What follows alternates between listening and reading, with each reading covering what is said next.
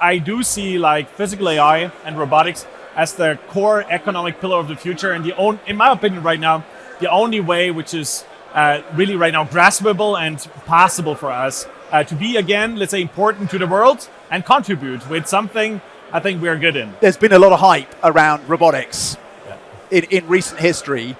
What do you tell investors to convince them that this time it's different? The difference now is actually the AI part. So I think it's a core differentiator. Like we are seeing like the progress we have right now every day in our labs. Like even if you look at a physical AI space, it's tremendous. So it's like something like even I can't tell what happens in 1 year. I mean it's ridiculous. It's fast. It's big. So and it's real. So you can actually prove today. So and that was missing in before. Before we had like great visions and like a clear idea how to make it, but you couldn't show it and prove it. And so for that you need a lot of fantasy to actually believe in that. And that was a difficult part. But now it's also reflected in our funding round right now. It's like that finally we could prove like every single part of this full stack like system and show it will not take 10 years, it will not take 5 years, it will happen in the next 1 to 2 years, and it will have huge breakthroughs in there.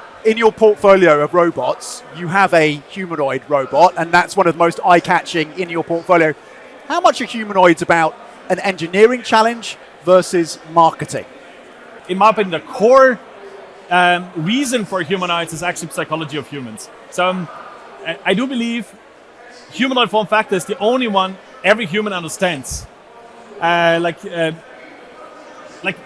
Because that's what I saw in my mother. Or like my mother asked me what I do for a living for a long time. Or so, I tell her every time robot. When I showed her like a robot arm being welding task, she wasn't excited about it.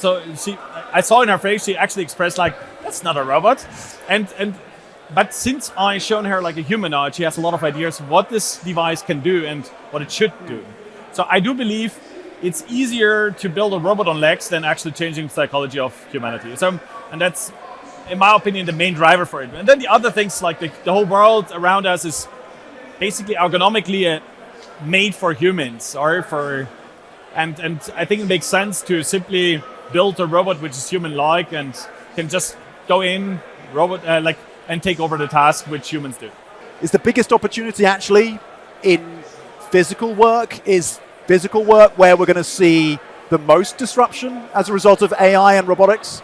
I think physical AI and robotics will take every physical task. So there will be no acceptance. And I'm not talking about 10 years. I'm talking about the next 2 to 5 years.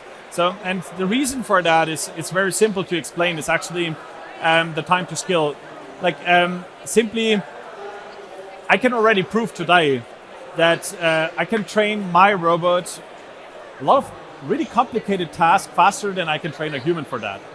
And with a much better reliability and at the same time also, precision and whatever. So this means actually, and I use a couple of hours to training. So, and that's also why I'm saying like the approach we are doing right now and our main KPI, we are measuring everything is the time to skill. Because this will define actually where we use robots in the future.